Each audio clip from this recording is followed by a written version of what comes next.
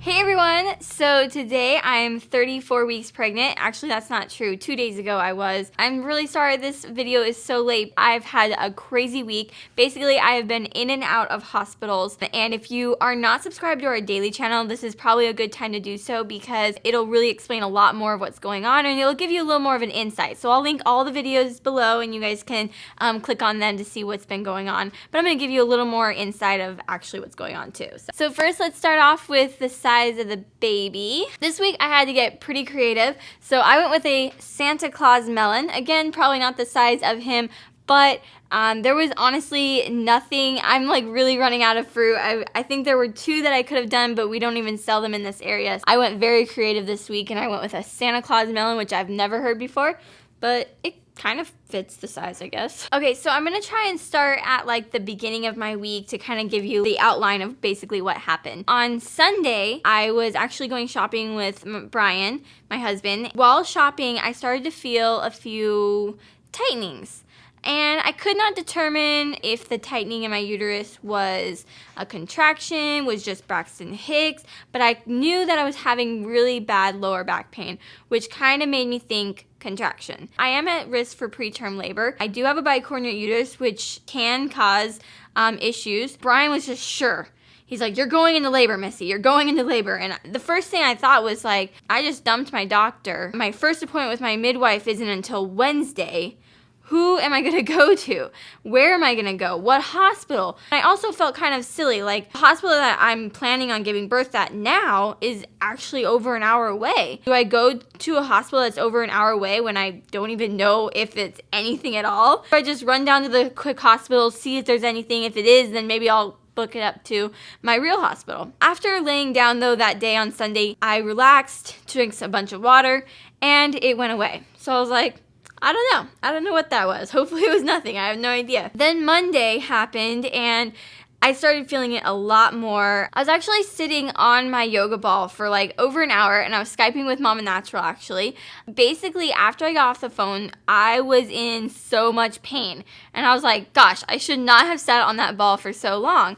But after I started to realize I'm having contractions, like I'm having definite tightening of the uterus. I couldn't put a finger on what was hurting, and was it just my ribs that were hurting or was it my uterus that was hurting? I feel so like silly because I just can't ever determine what exactly is hurting, how it's hurting. It's really hard. Obviously, if it was real full-on labor, I would be able to say, this is it, you know, but it was just like these weird feelings, and I just started to get scared and worried, and my mom and Brian and were both just like staring at me like, what's going on? Like, they were just like, are you having a contraction right now? I was like, I think so. And then I started timing it, and it definitely seemed like they were coming for about every 5 minutes, and they were lasting about a minute long. Finally, we were just like, you know what? We just need to go down and figure it out. So I didn't go to the hospital that's an hour away. So when I went in, I really thought that they were going to tell me,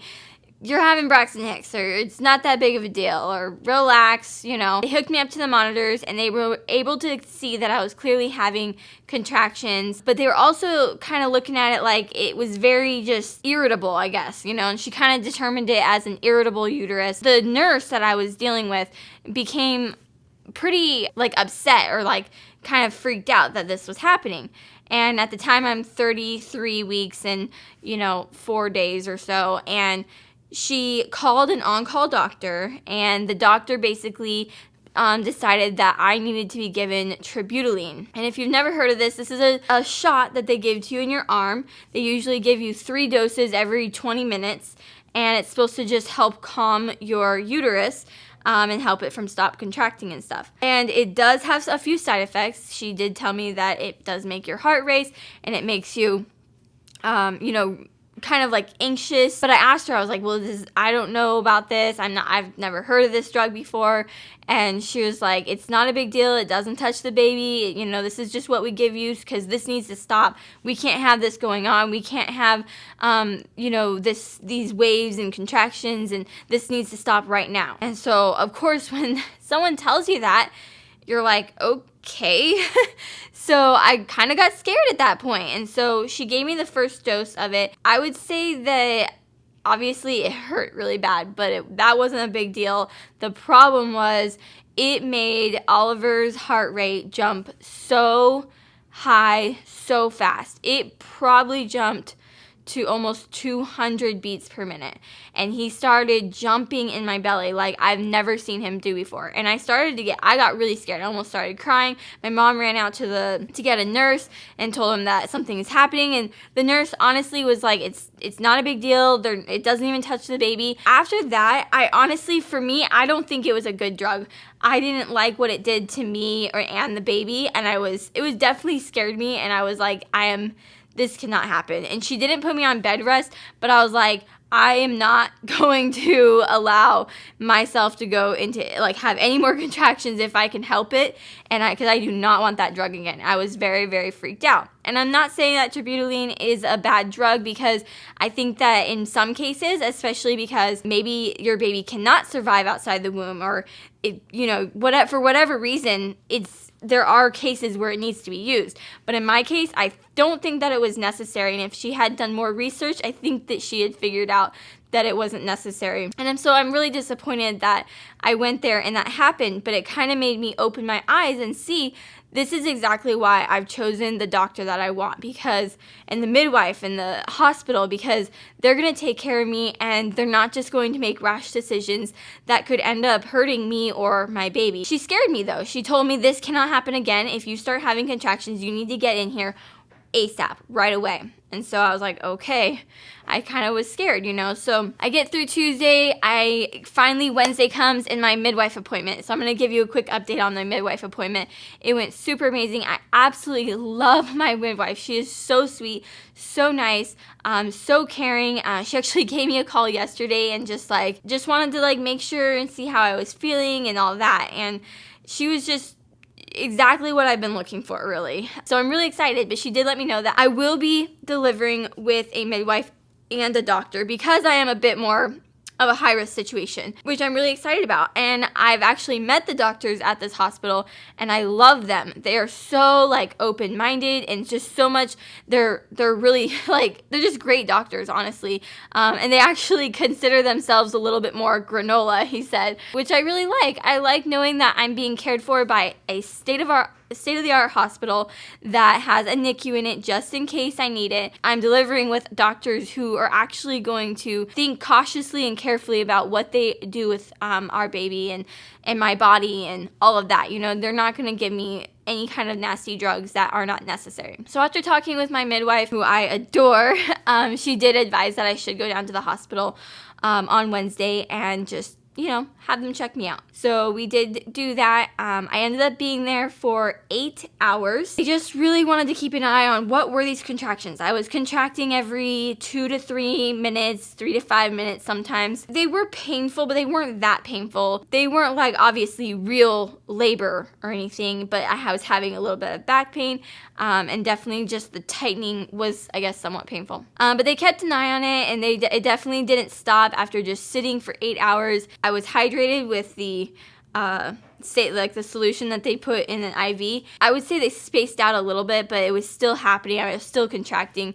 They ran a ton of tests. They did run the fetal fibronectin test, which the results I haven't gotten those yet, but I think that they're probably came back negative. If you don't know what that is basically they do a little swab and they figure out if you are going to be going into labor within the next 2 weeks.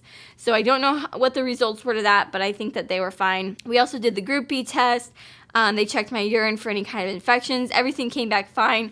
And after just keeping an eye on me for 8 hours and checking my cervix basically every 2 hours, they figured out that my cervix had not changed and that everything was just that basically my contractions were not changing my cervix. I feel really good about that. I am dilated to a 1, but I haven't changed since Monday, a 1, basically. I also will be still seeing a perinatalogist, but I've changed practices to the one that's at the midwife's.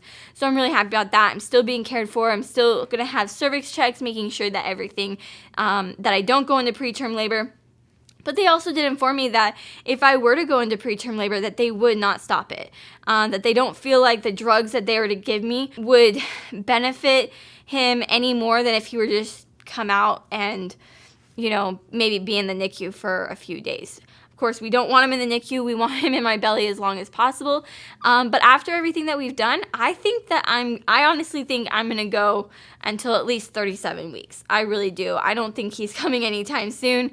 Everyone has different opinions, though. Brian really thinks he's coming now or very soon. I think it's going to be at least till 37 weeks. I think I just have an irritable uterus, and I'm going to contract every once in a while. And depending on what I'm doing and depending on, you know, if I'm drinking water and stuff like that, I'm just gonna have to deal with it, and I'm willing to because I want him to stay in here as long as possible. I'm absolutely just loving these last few weeks of I'm only gonna have a few more weeks with him in my belly, and it's kind of sad to think that soon he's not going to be in here anymore. At the same time, you know, I'm just really can't wait to meet him, and I'm so excited that it's coming up. So much has gone on. Definitely check out our daily because we did a lot of basically like what was really going on. We filmed a lot in the hospital so that everyone could see what's going on. But I feel really good. I'm not scared anymore. I don't feel like I need to rush down to the hospital if I have any contractions. They basically told me next time you come back here, it's because your water's broke, you've seen blood,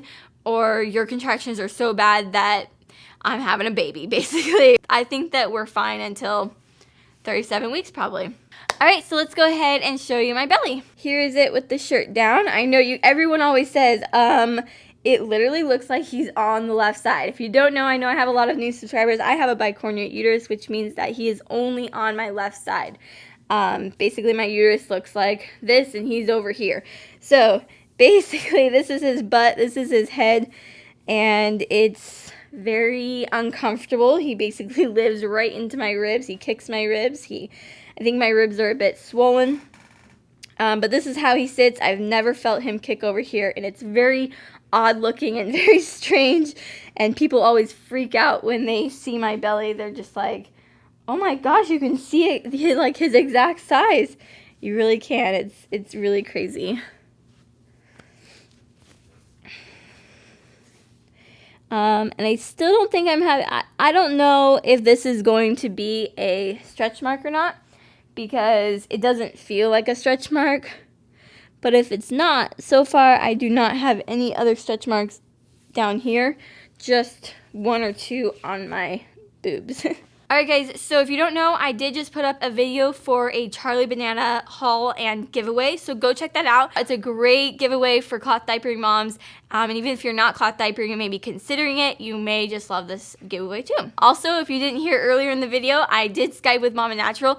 There is a video coming out for that, so be on the lookout. It's going to be so awesome, so funny. We're both going to have one on both of our channels, so be on the lookout for that very soon. But other than that, I hope you guys enjoyed the bump date. If you guys have any questions, leave them below. I tried to cover everything, but obviously it's hard. Definitely watch all of our videos because you'll probably get even more information from there if I miss something.